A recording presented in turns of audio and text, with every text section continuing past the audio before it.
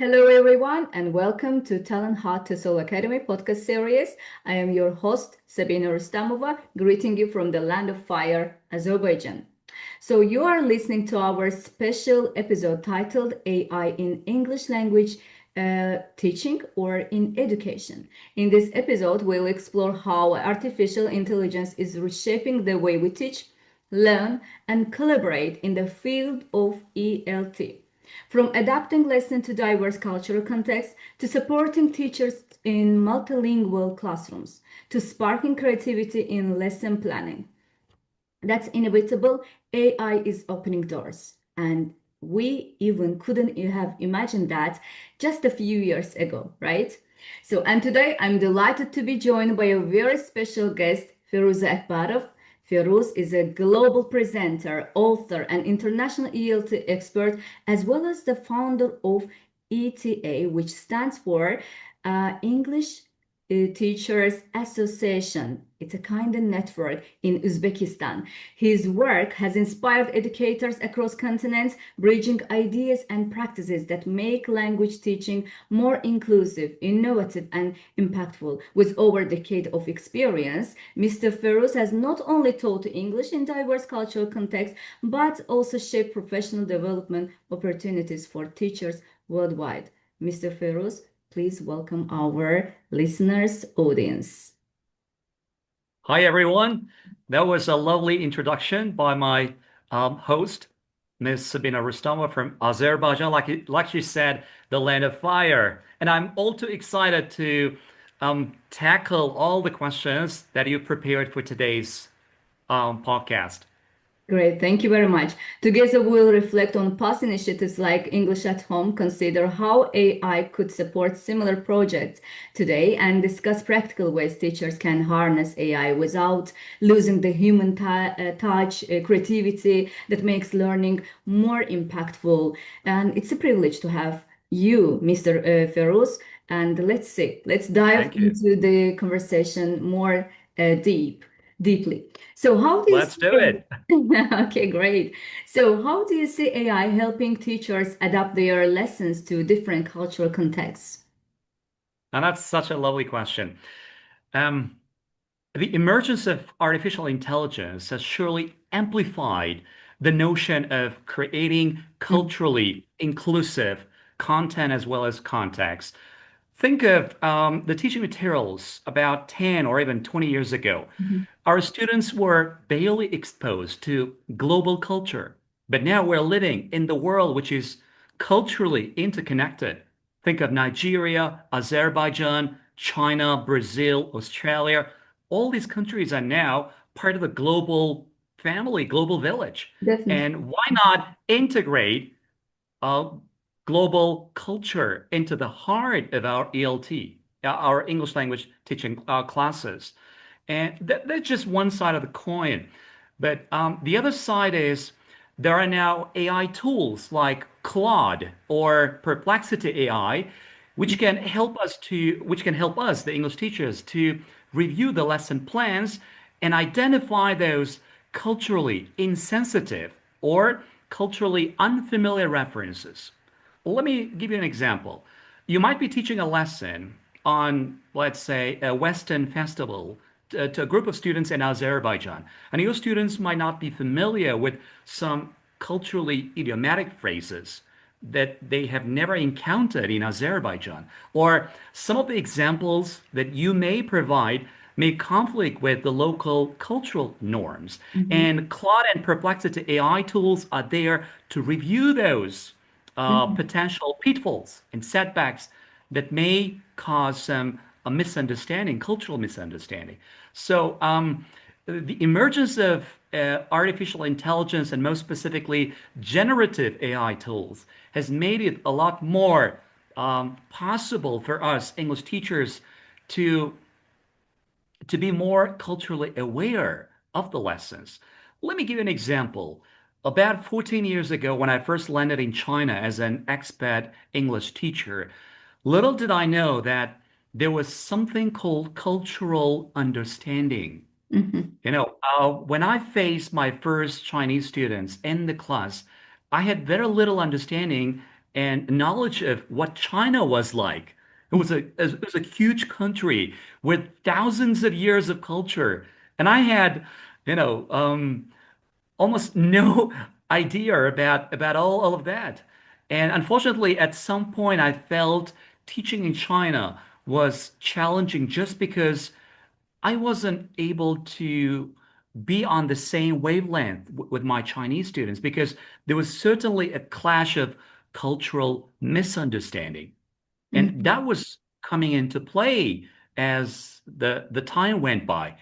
And I realized that if I want to become more successful expert teacher, no matter in China, in Azerbaijan, in Poland, elsewhere, I have to learn first about the local culture Definitely. because all of the examples, the activities, Mhm. the lesson plans that I'm about to design should center around, should be based on the local culture with full respect. And once I ensure that there is a full compliance with the local culture, the students would be able to refer to the examples that I provide, and they can actually, involuntarily realize the fact that their foreign teacher is actually well aware of their culture and fully respects it, you know. Thank you very much. That's such an important starting point. Yes, because cultural context really shapes how students connect with language. That's really important for the teachers like us to address their needs, to address their, let's say, hearts, to be close to their hearts. Yes, by Exactly. taking yes their cultural concept much more. Okay, so thank you very much. Looking back at projects like English at Home, if you had today's AI tools, what would you do differently to reach learners? Oh, that's another nice question.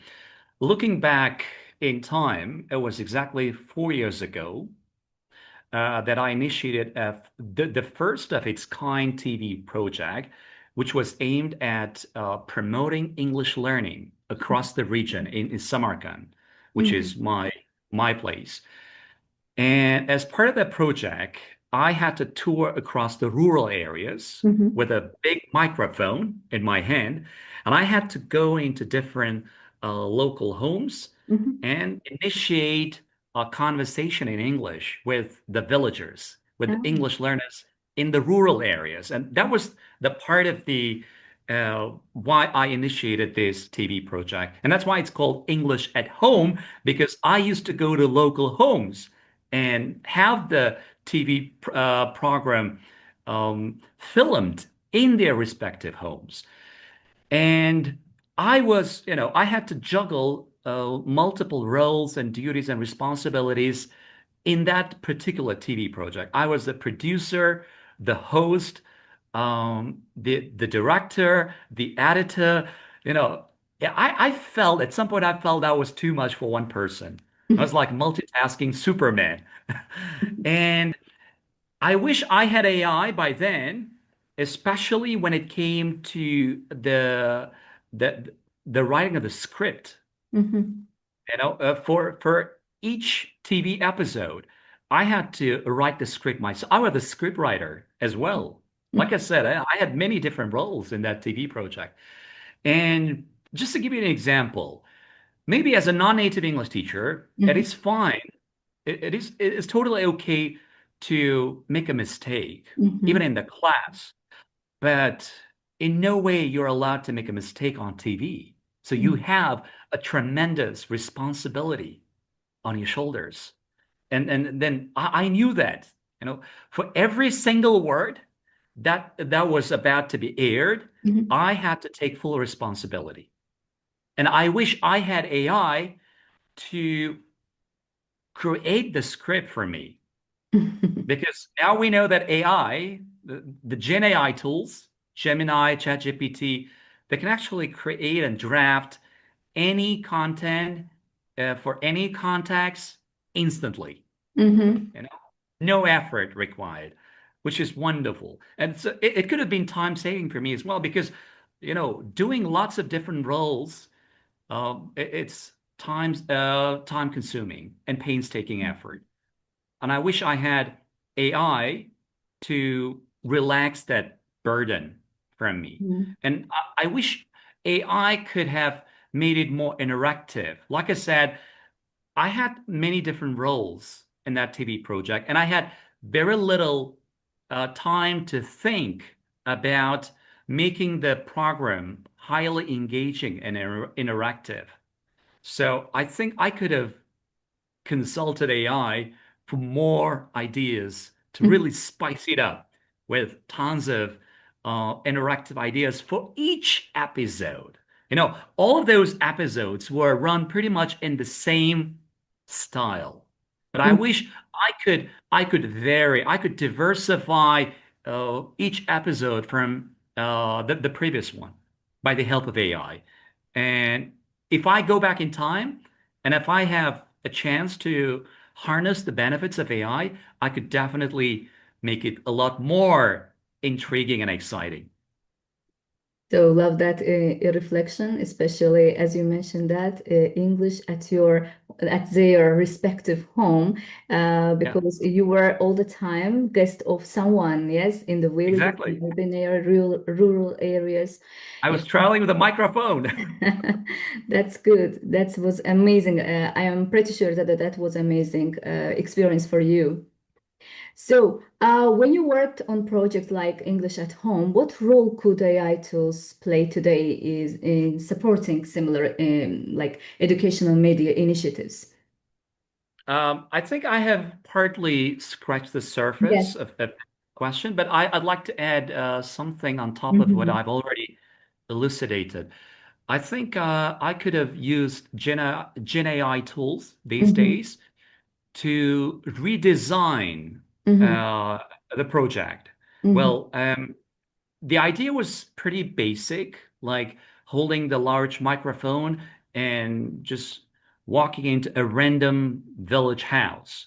Well, Mhm. I could have asked AI to come up with some different ideas so that each episode would be totally different and it would be more like an eye-opener for the viewers that Mhm. they would not be able to guess what is about to come in the next episode because Mhm. it was all too predictable. Because, you know, after a couple of episodes that have been aired on TV, the viewers were expecting pretty much the same thing, Mhm. um, but in different homes with different learners.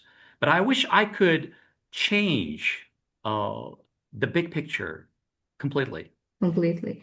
Okay. What are some realistic ways AI can support teachers in lesson planning or resource creation without replacing their creativity? So, and what's a way you have seen AI actually spark creativity instead of limiting it? Well, that's a very thought-provoking question. I'd like to give you a fascinating example that I've been through last year. Mm-hmm. I was teaching to a student world classics like The Little Prince Mm-hmm. and The Alchemist. I was teaching English through world classics. Mm-hmm. Never had that experience before, and I thought that was such a mountain to climb. That was a challenging task. But just because I had AI at my disposal, I tried to initiate a bit of conversation with AI. Like, okay, look, I want to teach world classics Mm-hmm. like Little Prince, The Alchemist. How do you want me to start this? Just give me Mm-hmm. some ideas. And then, I started continuing this conversation for a while. And then I started designing the entire lesson Mm-hmm. on those world classics. And after all, I even put the entire paragraph from those respective books into AI and requested AI to generate some relevant image based on the paragraph. And then I had some fascinating pictures coming out of Gen AI with the alchemist in the tent, Santiago, and the alchemist, the desert, the tribes. The entire alchemist was reanimated before my eyes and before my students' eyes. I can't remember if I watched a movie on The Mhm. Alchemist, but I was able to see the book in pictures, which Mhm. was which was unheard of, which Mhm. was never before possible. And through the pictures, I'm such a visual learner myself, apart from being a teacher, and I also design a lot of classes Mhm. through the pictures and images and videos because that's the best way to ignite their curiosity. Mhm. And my student became very much responsive to those images created by AI. I would show the picture and I would assign a task from a certain paragraph, Mhm. and the student would come back to the lesson and I would ask a question. Do you see any difference between the paragraph and the picture?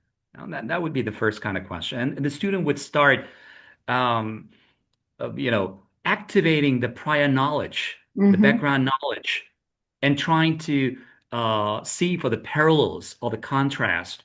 And that's when the student can actually dig deeper into understanding of the alchemist. And then I would design some very highly engaging and challenging tasks by the AI through the pictures and the text kind of combo. So AI made the class super creative, and I don't think AI actually limited Mhm. my creative skills because I used AI more like a prompt, but Mhm. not like the maker of the final product. Mhm. Because uh, I would just, try to address my most concerning questions through AI, but I was the one who would approve the final product. It's up to me. It's up to my creative understanding and skills to put the finishing touches. And I never let the AI do that work. I allow AI to do the heavy lifting, Mhm. but I'm the one to put the finishing touches. Super. And when it comes to that kind of combination of work, I I'm confident that the teachers would never lose their creative skills. Mhm.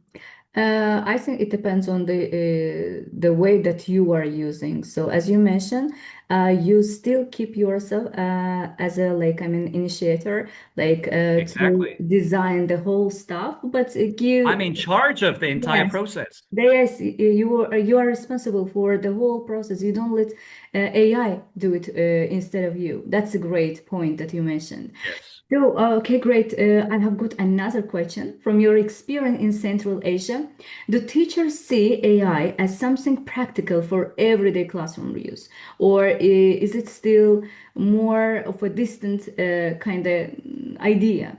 What makes them lean one way to another one? One of my most successful projects ever was to tour around the rural areas and provide CPD programs. They are Mm-hmm. in the form of a workshop, seminar training, virtual presentations, etc. Mm-hmm. And part of which I'm going to initiate soon is at the start of next month on April 3rd in one of the most remote districts of my region, where I'm going to organize the first ever international Pecha Kucha Mm-hmm. in partnership with Azerbaijan English Teachers Association. Yes. This has never happened in Uzbekistan and maybe in the entire Central Asian region. And I'm so proud that I am pioneering this event. And look, the event is going to take place again in the rural area. Why am I doing that? Because it's in line with SDG 4, United Nations Sustainable Development Goal 4, Mm-hmm. providing quality and equitable education for all. So Mm-hmm. this is fully in line with the global goal. It's like the the accomplishment, the realization of the global goal locally in the remote part of my country. And like I said, I've been already doing those kind of CPD programs across the rural areas. Mm-hmm. And what came across as a shocking revelation to be frank, the most of those rural teachers are well acquainted with the latest AI tools. It was like eye-opening experience to me. I was holding an international forum last year in another remote district with the rural teachers, and the theme was about AI. And I asked some questions about AI, and the rural teachers were saying like, we use Gemini, we use ChatGPT, we use Magic Eye School, we use some other AI tools. Said, really? I was like, I was really stunned by the responses, by the sheer responses I got from them. So I don't think it's a distant future thing. Mhm. It's a thing of the present. And I Mhm. can confidently say if this is happening in the rural areas, I'm sure in the city, people are far ahead of what's going on with AI, and they might have been actively integrating the AI, various AI and Gen AI tools into their lessons. Mhm. And I'm just painting the picture for Uzbekistan, but there are some for other countries, and I'm sure they might be doing the same. Yes, definitely. We are doing the same actually. We try, let's say, expose our knowledge from the same perspective, and we try to, let's say, enrich our not only central, let's say, uh, we are living in Baku, right? So in rural areas, it's a little bit different. It varies, and we try to engage those teachers, those trainees as well, to get enriched with that knowledge and to develop their AI skills. So that's great. So we are doing our best. So how do you Nice. think AI can help with differentiation in multilingual classrooms? And please give a sample of any AI tool that might give us support. Thinking of AI, especially Gen AI, the best thing that comes to mind is that AI was able to provide a differentiated content and context as well. This is one of the best things that AI can offer. And I can provide a good example. It's called Diffit, Mm-hmm. Diffit, Diffit. Yeah. That's an AI tool. You can upload the topic or the text onto Diffit, and Diffit can actually um, And just. adjust or simplify the text with multiple scenarios, Mm-hmm. and proficiency levels, like ranging from A1 all the way to C2. Mm-hmm. Because in the class, especially if you're teaching in a public school, even at so-called language schools, the private schools, they still have students with multiple backgrounds and proficiency levels. They might be sitting in the same intermediate group, but still, I feel some of them are low intermediate, high intermediate, mid intermediate, right? So still, it is up to the teacher to kind of adjust the content, to differentiate the instruction.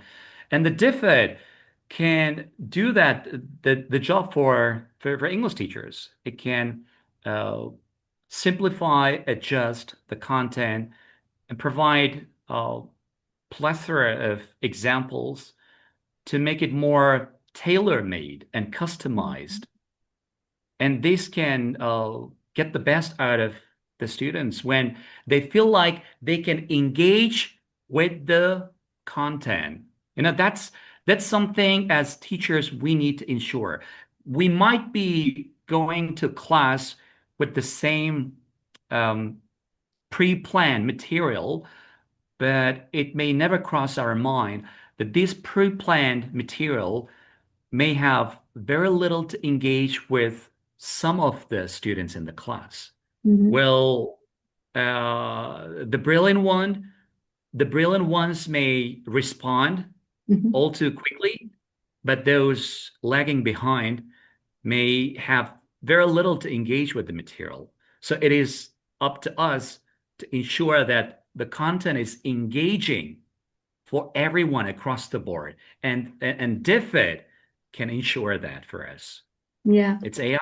Yeah, I'm familiar with that tool. Honestly, it can also offer various tasks to instill Yes, the students, let's say, to like check their comprehension on specific topic. exactly. So that's really great. It might just generate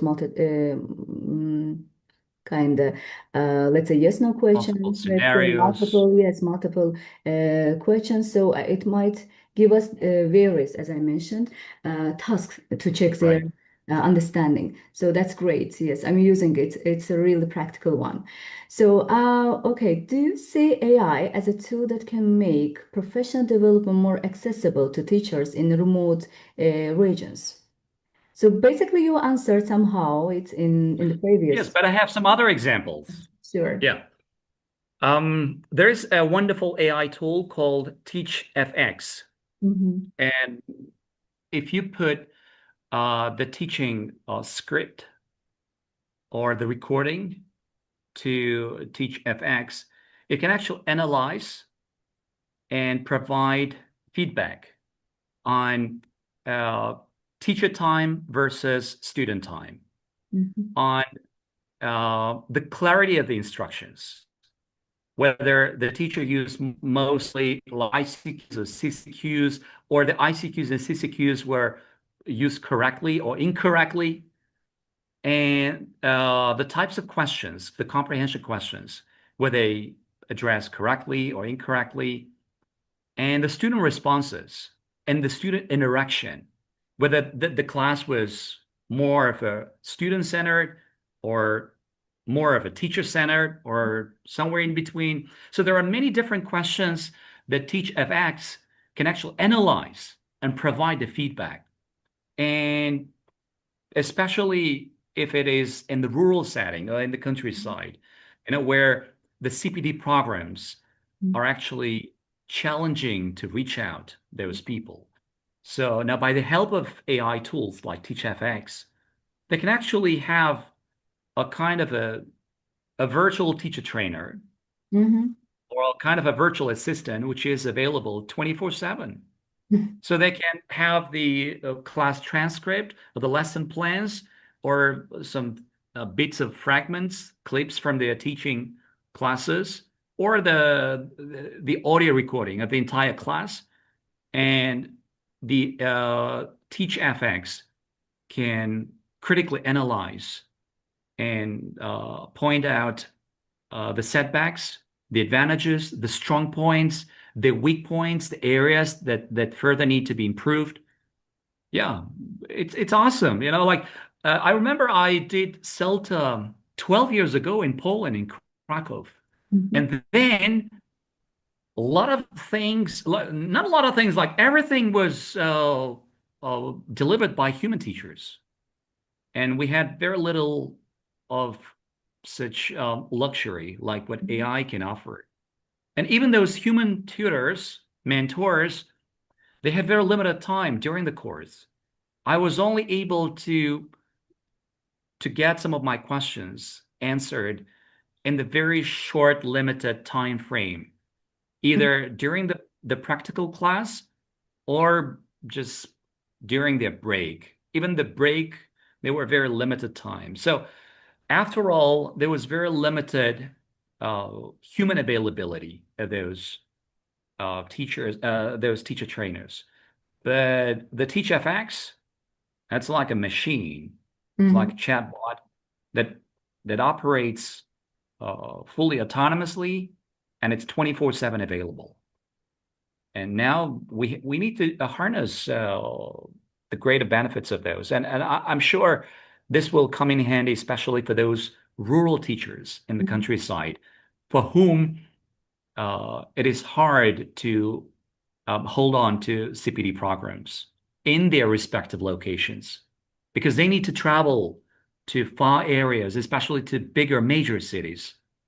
And this is part of the reason why I try to organize this in a national CPD programs in their respective locations, just to make sure that they're also part of this global community. They're not left behind. Definitely. So that then we might call that accessibility is such a powerful promise of AI tools, and especially for the teachers who feel isolated, so or away from us. So, Yes. how might AI assist in teacher training, for example, through simulations, feedback, or personalized learning paths? I can think of another wonderful AI tool. It's called Monly. Mhm, Monly, it has AI features, speech recognition, and chatbots, mhm, and it comes with virtual reality as well as augmented reality, AR and VR. Um, Basically, it allows us to simulate the real world situations at a mhm, hotel, on the train, a football stadium, amusement park, shopping mall, you just name it, mhm, or a museum. For example, I've never been to the Louvre mhm, in Paris. So what I can do is, and I'm sure my students haven't been there either. So what we can do is, by the help of Monly, we can actually initiate a virtual tour to Paris, not just the museum, but the entire city. We can also, climb the Eiffel Tower by the help of Monly VR. And the Monly VR comes with virtual spaces. mhm, And we can actually organize a scheduled virtual meetup sessions where some other virtual partners may join from the partnering schools from abroad. Let's say if my school is partnering with the school in Azerbaijan and the school in Brazil, all three at the same scheduled time, we can initiate a virtual session mhm, where the participants join mhm, and interact, let's say somewhere in Egypt, in mhm, Giza, around the Egyptian pyramids. mhm, A group of students from Uzbekistan, a group of students from Azerbaijan, and a group of students from Brazil. And the meetup point, the assembly point is the pyramids in Egypt. And mhm, and they would walk around. The student from Uzbekistan would, start a conversation with his Brazilian counterpart, say, "Look, have you seen anything like this? Like in mhm, Uzbekistan, we don't have such a colossal structure." And then he might say, "No, we have something like the Christ Redemption statue in Rio de Janeiro." And the one in Baku might say, "We have those flaming towers in Baku." yeah, So, they will have lots of interesting stuff to talk, and most importantly, they can initiate this virtual conversation while immersing in 360-degree real world scenario. This mhm, is just one example. Or they can have a simulated virtual partner, which means, let's say, a group of students from Uzbekistan may think of a location, let's say somewhere in Nordic states, in mhm, Norway, in mhm, Norway. So my students would like to see the freezing cold winter because we don't have those freezing mhm, cold winters here, and it doesn't snow a lot these days here. So they want to see lots of snow. So I invite them virtually to be somewhere in the northern part of Norway, and then we can start, trotting mhm, along the snow, and we can have some local simulated partner speaking in English, Norwegian local who is speaking English to a group of Uzbek students. And Norwegian is actually a simulated character. It's not real. So we can use the Monly in many different ways. Either we can have a virtual simulated partner or the mhm. real partners joining the virtual space and initiating the conversation while being in different corners of the globe. Okay, that's really exciting what you mentioned. Even it would be amazing, like experiment experience for the student, especially who haven't ever tried VR, AR, as you mentioned. Yeah, that would be a really great initiative if we could do, of course. So, what concerns do you think teachers should keep in mind when integrating AI into ELT? I think definitely the ethical considerations. Mhm, AI is more like a double-edged sword. mhm, So it has both benefits and drawbacks as well. So far, we've been talking about countless, numerous advantages that it can offer, and it's been offering so far. But alongside the advantages, we should also take into account the disadvantages, such as over-reliance on technology, on AI tools. yeah. And a part of your question, part of your earlier questions was, can AI actually limit the creative skills? And I said, it depends on the way we use. But in Mhm, that particular example that I provided, it didn't affect my creative skills. But mhm, yes, it can. Yes, it can affect if oh, a person completely relies on AI mhm, to do everything for him. Well, for example, let's say as a teacher, if I want to teach a lesson and I task AI with creating the content, every single detail, and I just go to class and try to teach without reviewing what came out of AI, without critically evaluating pros and cons, whether that is appropriate to the, whether that's level appropriate, whether that's culture sensitive, no, mhm, we have to consider a lot of potential pitfalls. And another problem is um, AI can uh, create lots of fake stuff. mhm, Yeah, we shouldn't be blind about it. We can't uh, accept taking everything what comes out of AI. We should filter it, and only then we can make sure that that's ready enough to share with the class. So the overlines, the plagiarism, the fake content, mhm, uh, the biased content, sometimes it can be biased. mhm. We have to ensure that it's